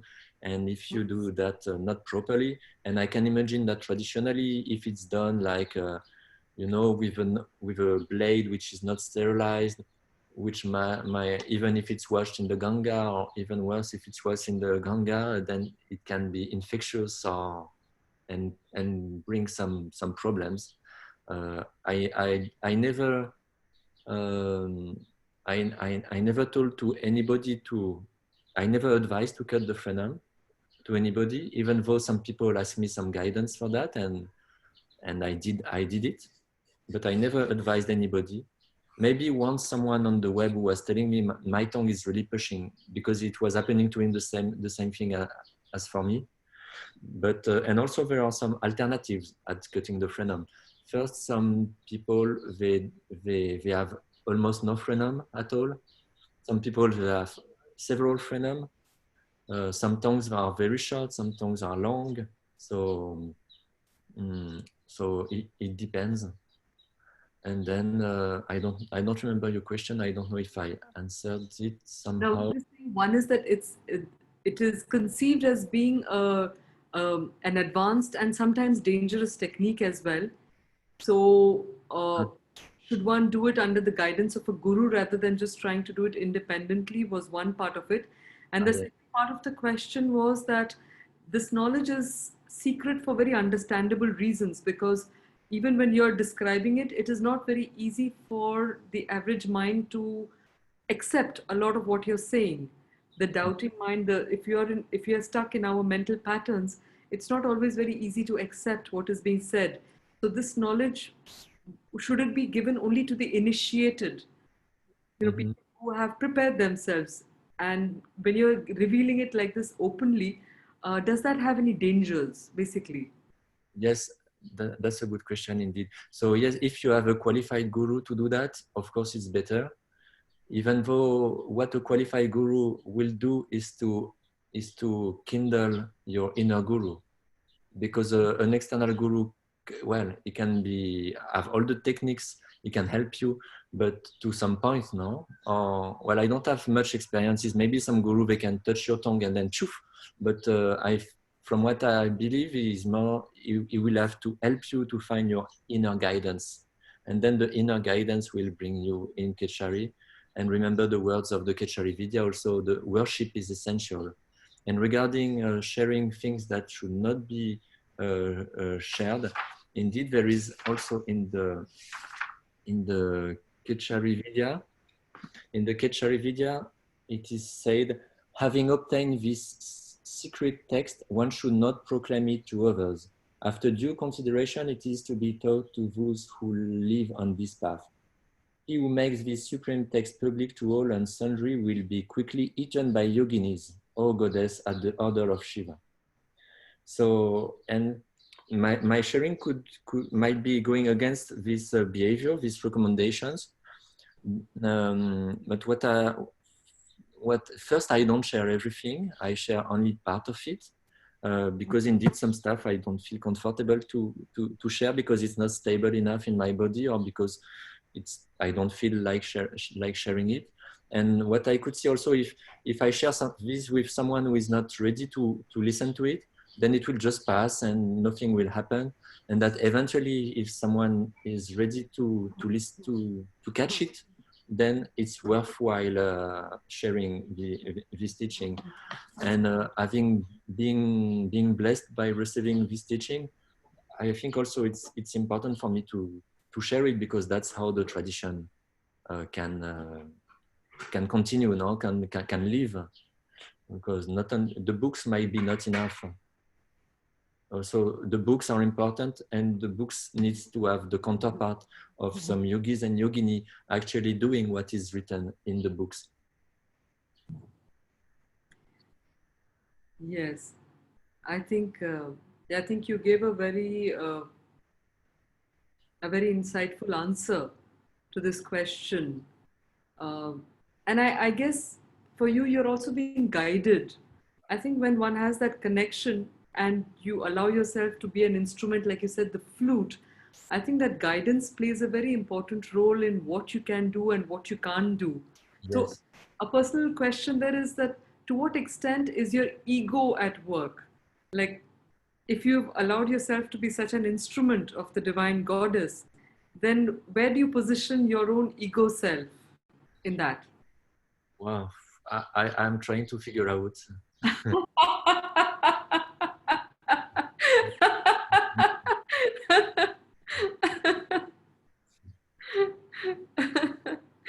All right. So, but indeed, feeling guided, I've never felt like fears or feeling like even sometimes some relatives could tell me, but you know, maybe you go a bit too far with your things. And I said, but feeling guided, I know it cannot be wrong, and it cannot be dangerous. And I never felt any danger in this kind of experiences. And regarding this ego thing and being the flute, also it's a way also to cherish my ego, like to tell him, look, we are guided, so you don't need to freak around and to be like a crazy monkey, because we have some guidance, and so keep cool, keep cool, keep cool. So it's a way also to work on to cherish the ego, because well, it's important to cherish one's ego. No, I think it's here, so we have to deal with it. I guess you're talking, I guess you've been fortunate to have the enlightened ego and not the ignorant one. Because if you have an ignorant ego and you cherish that, then it is the sure way to downfall, I guess. Maybe. All right. I will just, I mean, we have Rodolphe with us. I don't know if he can, if he would like to show himself on screen, but what he had, one of the things that he had told me when we first discussed about your possible intervention in this session, in this global festival, he had talked about the fact that you never did Hatha Yoga before, but once the Khecari Mudra, you were invoked to do the Khecari Mudra, you were able to do very complicated postures that you'd never really practiced under a master. So would you like to shed some light on that for us? Yes. Yes, indeed. Yes, this is related to Khecari. Actually, Khecari has been like something along the practice, along the years, but not since the very beginning, because I started Khecari in 2014. But regarding the asana, it's true that at some point I entered into some, let's say, complicated asana without working them for years, maybe in a couple of months, some improbable asanas, and I was sometimes very say, wow, when I am in this position, the strange positions, and this was pretty much linked to, I like to see the asana, I don't find the place, but to see the asana as a exteriorization of the Shakti. No, for example, maybe I found this and I can read it. So, at some point, I started to consider the asana as an exteriorization of the Shakti. The divine goddess, awakened by the power of Hatha and Bhakti Yoga, filled with desire, externalized herself through the asana. Shakti feels at home and mixes herself in the whole body with the aim of seducing her cosmic lover. That's why the body will spontaneously find itself in unusual positions, at the same time awkward, but somehow very natural. And so I think that's that's the way of Shakti wanting to speak and to express herself. And then at some point, she puts the body in strange positions. And regarding this advanced asana, it really came when with the bhakti thing, because like when I realized that the surrender on some levels, then the physical body had to surrender also, and to put himself into some complicated asanas. So it's also very linked to the fall into bhakti yoga, to surrender and to surrender on the physical level also, and then the legs will the body will be more easy to stretch. I think your answer is extremely revealing, because very often Hatha yogis as such, I mean, this is an impression that we have when we have a more mentalized approach to the entire stream of yoga, the entire tradition of yoga. We tend to compartmentalize things a lot. So we say, the Jnana yogi, the Bhakti yogi, and the Karma yogi, and the Hatha yogi. But what you're telling us is that in order to be a more advanced Hatha yogi, you have to be a total bhakta of the Divine Mother and allow her to position your body rather than apply your, Hatha and your will to do something. So thank you for that important connection that you have shared with us here. I was just wondering, I mean, there is a little bit of a curiosity in the group naturally when we've heard so much about the practice. Is there something that you would like to demonstrate for us? Is there something that we can see? Does it work like that? Yes. Well, it's pretty much internal. So it's difficult to show something which is internal. So sometimes I am asked, but it's not really something you can show. Well, I can show the tongue, and but then after it's inside, it goes inside, and since it makes like a kind of like Uddiyana Bandha, but with the mouth. Sometimes like a sushan. It's good to do the sushan with the mouth closed, so that you can do this depression and to help the tongue going up.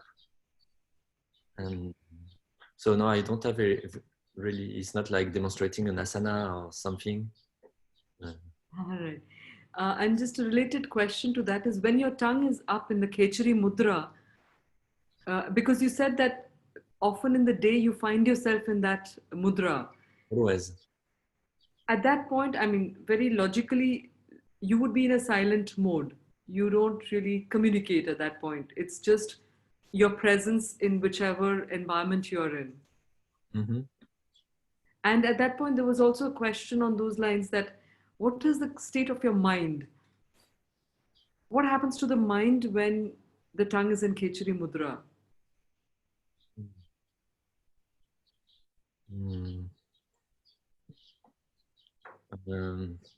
Like generally speaking, if I had to, well, it's more quiet. Also, it's more like I'm more sensitive to the pranic movement in the body. So like the mind will be busy witnessing these pranic movements, like the flow in the different nadis. Sometimes it triggers also some mantra repetition, japa. It's a little bit like you enter your car and then you switch it on, and then you can open the windows, you can turn everything is much easier, no? It's like an internal switch that makes everything more relevant. The body works in an easier way. All the body, So including the mind. And yes, the mind is more quiet and more focused and less disturbed, I would say. Even though I don't, as I told you, it's difficult to me to remind me of how it was before Khecari and how it was before all that. So sometimes it's difficult to help and to give guidance because I have this standard and I don't remember my past life, which is the life 10 years ago and more. I think it's extremely interesting what you have said, because your revelation here is connecting to what Krishna says in the Gita. He says, you know, that offer everything unto me and I will clean it up for you. So the fact that you have no memory of the past is really like as if the sanskaras have been cleaned up. Your past sanskaras have been cleaned up due to this awakening of prana in this new form. So I mean, it's just fascinating and extremely grateful. Kind of, there are still many of them, and that's why I continue to the psychotherapist and to work on that. So kind of, but there are still many of them to work on. And also along the same way, I don't master Khecari. According to the Khecari Vidya, one needs at least 100 lives of practice to master the mudra. And so I remember one day I was with my tongue up there and everything was happening as if I had a video device at the tip of the tongue, and so that I could see that there were a long path and a lot of that I was very far from mastering it on the physical level, that the tongue could go further and further. So I'm far from mastering it now. And also the text said the tongue should go here. Right now it might be here.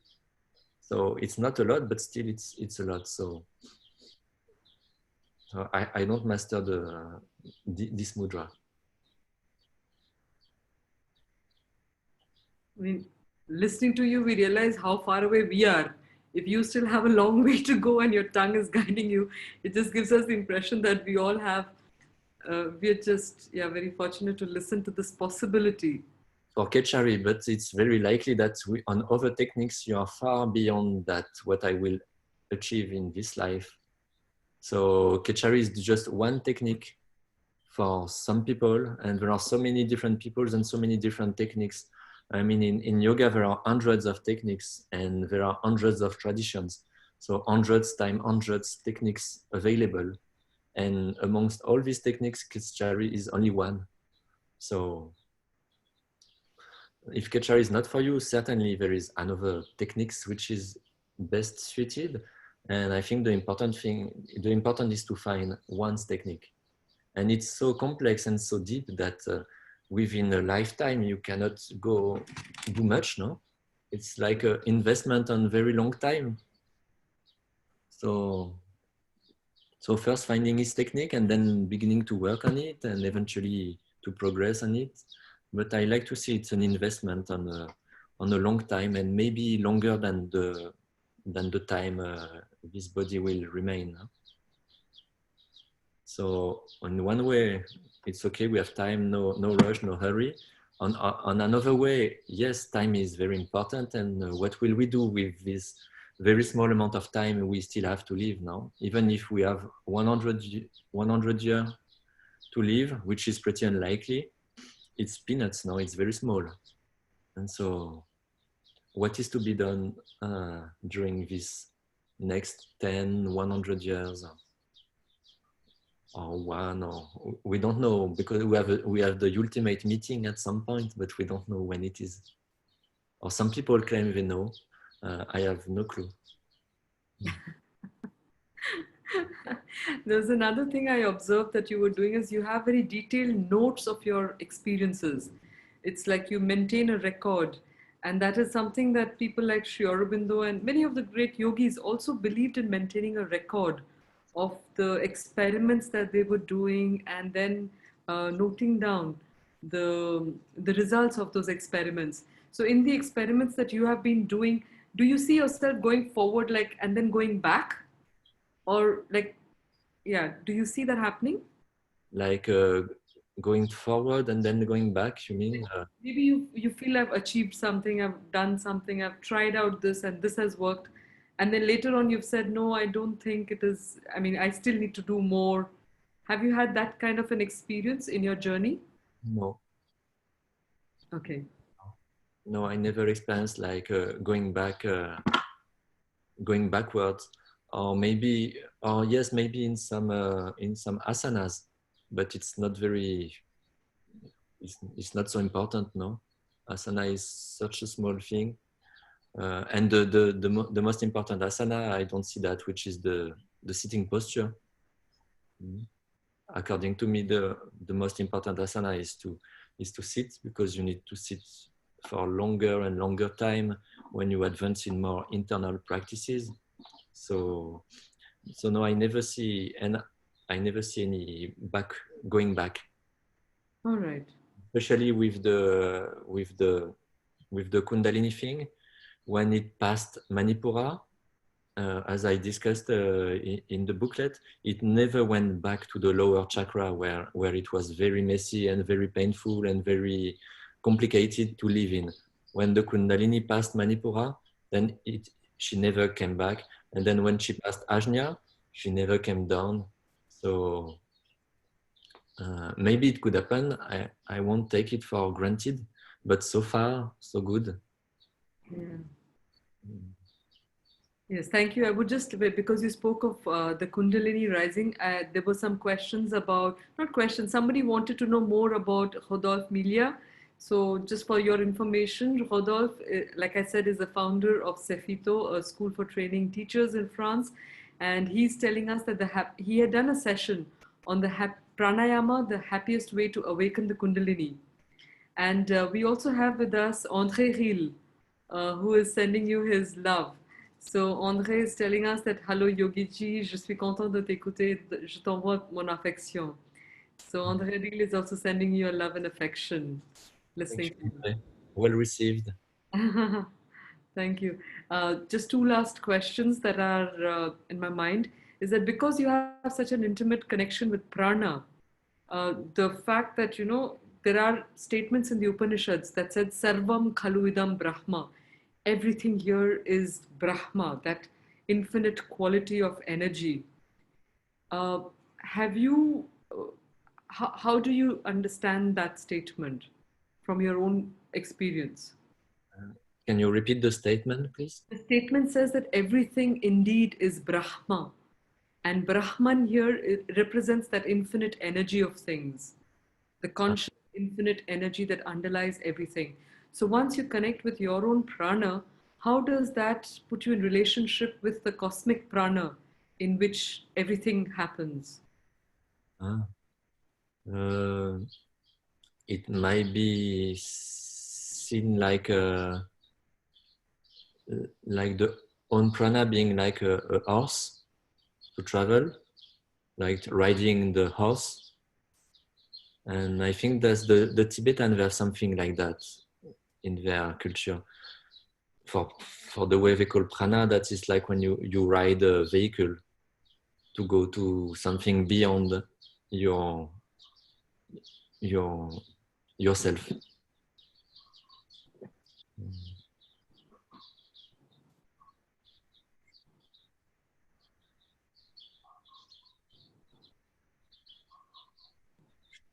Is there anything more you would like to add there? No, I was just looking at I realized there is a couple of chats, so I was trying to look at the chat. All right. Okay. Well, yes, I'd like to add that it was like a kind of a trip to India to speak with you, with Vinaya also. Also, I got in touch with other people, and I don't know India at all. No, I've been a very little time in India, and right now I don't know when I will go back to India. But interacting with you guys was really like a trip. And what I appreciated also is that when I, for example, these people for the interview, the questions, they were like very, how to say, God-oriented, no? Like there is no problem of speaking of mystical experience, of divine experience. And it's something I appreciated when speaking with you about this event, that it's easy, and it was like having a trip to India. So this I'd like to add, and to acknowledge you again for this opportunity to chat here through video. And well, we will come back to you. I mean, this is not over yet. We'll just have a few minutes. We're not going to let you go so soon still, because I can see you're putting a full stop. But, but I will hold on to you a little more. A very personal question for me, that, language, what role does language play, and does Sanskrit have a special, like, what role does language play in your experience? And does Sanskrit have a special role at all in the yogic world? well, I don't know Sanskrit at all, a few words from the practice. And at some point I wanted to begin to learn. So I learned Devanagari, then I forgot it. Then sometime I learned the alphabet again, then I forget because Okay. I see, but I can feel how powerful it could be to learn Sanskrit and to know how to pronounce the words and to know for the mantra and everything like that. So I know this is of important, but for the moment I didn't reach this point of learning Sanskrit, for example, and more generally languages. I like to speak other languages. Where I speak French, English, Spanish, sometimes a bit of German. And also the more and more I like to the silence, no? Because it's really a nice language. Just it makes things very sometimes much easier. And actually, this is André Riel. One day he was saying that some people say Sanskrit is the language of the gods, and then at some point he was saying, but the language of gods is silence. When you dive into silence, then, and also I believe the inner guru, the inner guide is speaking through silence. No, when your mind is silent, and staying in silence can help to silence the mind. Then there is more, some other things can open. So I feel very attracted by silence. Yes. Now, I'm personally very grateful to you for your candid sharing of a lot of your experiences, which, as a Sanskritist, we read about in texts. And when you're saying these things, we can connect it to many descriptions that are there. For example, what you just said about silence. Dakshinamurti, who's the teacher, who's known as the guru, it's about him, it is, they describe him as saying that, Gurostu Mauna Vyakhyanam. So the guru, Dakshinamurti, the young guru, is teaching in silence, and all his students in front, all their doubts are removed. So silence itself is a powerful communicator, which probably transcends the barriers of language formats also. So beautiful. I mean, this has been an absolute treat. Vinaya, will all good things unfortunately have to come to an end, but we hope that your paths will actually bring you to India, or ours cross somewhere in France. We really look forward to a physical connection, though I know in the world of prana that doesn't make such a big difference, but I would be very happy to meet you, either in India or in France, or maybe both. yes. And I know sometimes you go to Switzerland to some friends of mine. Well, we have friends in common, so at some point we should meet in flesh. I'm pretty confident about that. So thank you very much. And so I stay here, right? Just wait here a little longer, because we'll Vinaya will come in to make the announcements, and then he has been sharing about your contact details, in the sense the ashram where people can reach out to you, your website, that they can find more information about your work, your experiments that you've shared through papers, etc. And retreats and workshops that you offer? Yes, all the papers are available for free with the illustrations, and there is a contact button, and you can write me, and at some point I will answer. It can take time if I'm busy, but I always answer. Sometimes very often I say I don't know, but I always answer.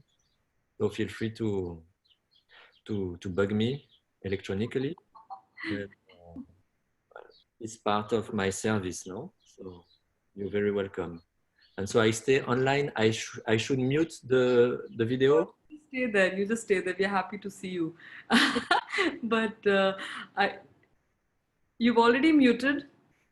Don't mute. Not yet. Not yet. No. I just wanted to also convey our heartfelt appreciation to the artist because she has so beautifully and aesthetically depicted the experiences that you've had. So please convey our heartfelt appreciation for that to her. She's a great, not only it's nice, but also she catch up something profound, and she has been able to reproduce it nicely. So she's an artist from Iceland. All right. She's very young, and well, and she became a friend, of course. And she came in France to practice. She has even begun to paint part of my place. Ah, nice, nice. So, Yes. So I'd like to now invite Vinaya. I invite Vinaya to make the announcements for the next day, and then we'll come back to you. There are friends who are asking, they're requesting you for a chant. So if you'd like to do a chant for us, some chanting, some whatever you'd like to leave us with, we'll ask you for that. So before that, Vinaya will just come in and he will make the announcements for the next day's program. okay, so in a few minutes. Yes, in just a minute or so. Yes. Okay, I stay here. Yes, please. Please do. Yeah, thank you, Yogi ji, for this honest sharing. It's very seldom that we get to hear a very senior practitioner by grace or by his own sadhana who has reached these levels and is willing to share. So thank you very much for that. Thank you for listening. Yes. And also, as like many questions had come up, see, yoga is predominantly a path of sadhana and experience. And there's an invitation to experience. So what you shared has been your experience, and it is an open call for anyone who is willing to test it out, empirically try it out for themselves, and just see what works for them. And one of the things that yoga as a tradition emphasizes again and again is you take what suits you best, what works for you. And in fact, that is also what you mentioned, that there are many mudras, there are many practices. If this works for you. If something else works, something is good for you. I think that was a very beautiful message that you shared out of your own rich experience. Thank you very much for that. Thank you. Thank you. So Srinivas ji, can I request you to kindly share us the events for the next day? So tomorrow morning we'll start with a practice by Sri K. Raghavendra Pai ji, who is a very senior yoga teacher based out of Mysore. He is the secretary of Sri Vedavyasa Yoga Foundation in Mysore. He will be leading a practice called Yogic Walk towards Total Wellness. So he will use a particular way of walking which has in its within it some asana practice, some pranayama, and some other practices as well, which would help us in attaining wellness. A simple practice, but has all these implications. One of the things that we are looking at throughout this festival is how yoga can encompass our whole life. So nothing could be left out of it.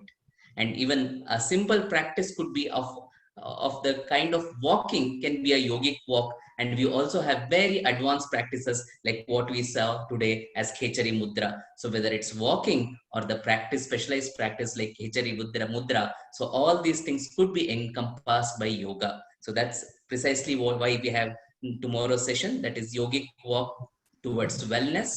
And in the noon, we have another special session by Adinarayananji and Smriti Adinarayananji, who are the couples and founders of Anadi Foundation, who will be leading a session on Mauna, which means silence, as a yoga sadhana paradigm.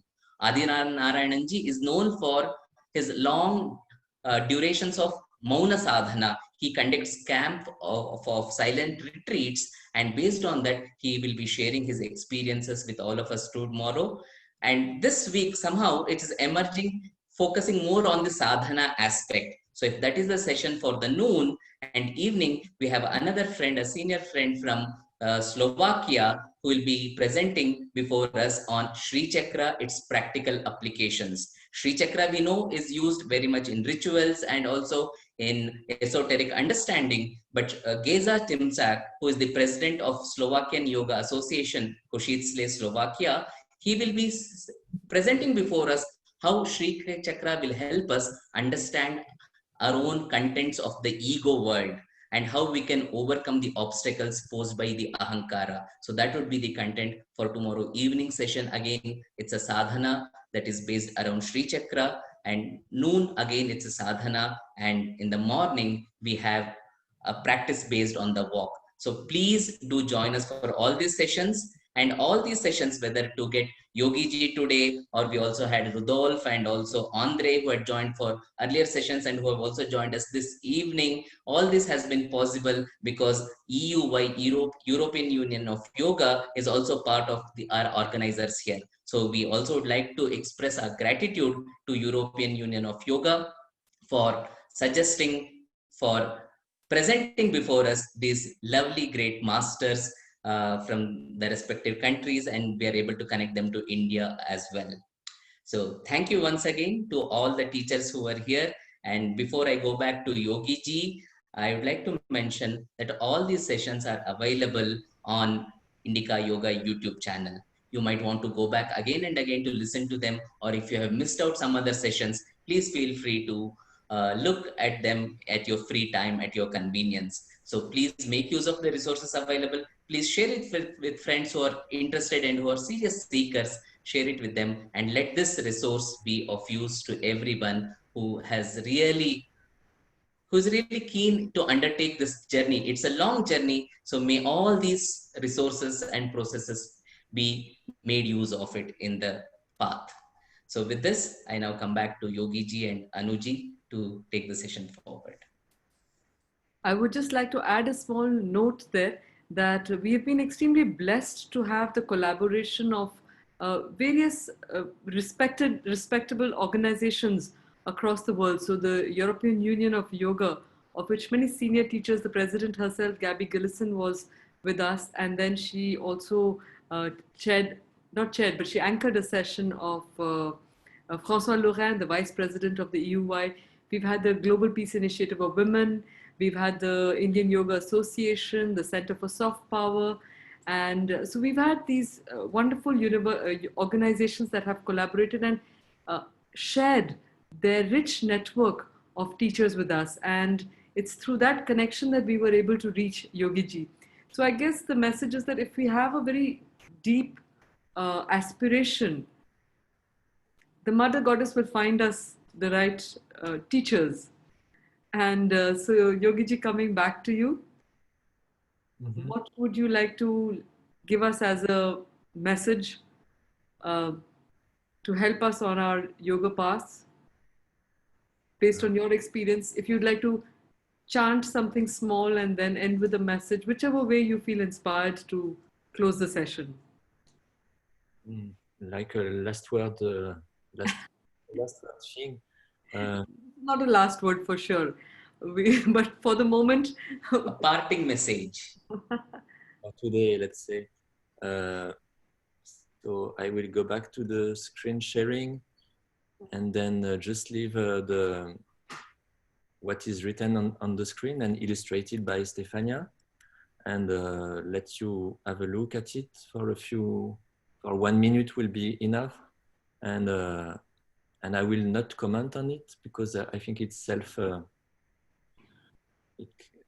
understood by itself, and that will be like the last words I will not say, but I will put on the screen. And once again, I see there were a couple of questions and I won't be able to answer now, but feel free to write me through the website. Typically the contact button, everything is in French, except there is a menu English for the papers and so on, and then contact is contact. So I share back the screen, and in 1 minute I will try to come back here and just say bye-bye. And I see the time has passed very fast. It was great. It's almost late, and even later. It was not enough. It passed by fast, but it was not enough. Yes, it was. That was.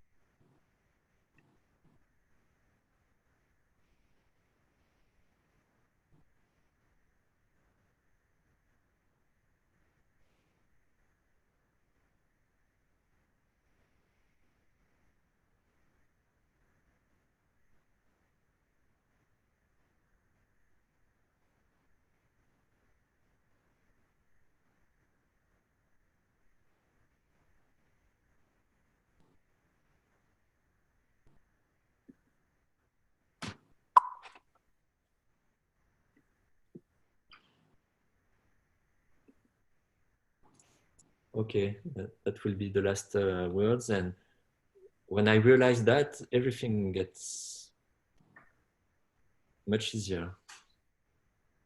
Yes. So thank you again, and let's keep in touch. Our pranams to you for this generous, candid sharing with all our participants.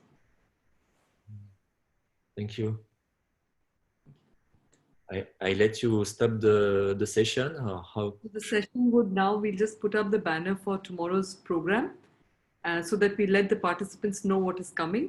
Following that, there will be an Om 3 times. And I'd also like to thank our technical support staff who are extremely generous with their time as well to allow us these sharings. Yes, it's a lot of work you put into this event. So thanks for all the technical, all the emails, all the scheduling. It's from having, I've been organizing a conference in my astrophysics field, and it's a lot of dealing with 100 participants. It's huge. So thank you for all that and make it possible and happening. Yes, thank you, Koti ji and Srinivas ji also. So we'll put up the banner and then we will chant the Om. So all of you are still there, please chant the Om along with us. Okay.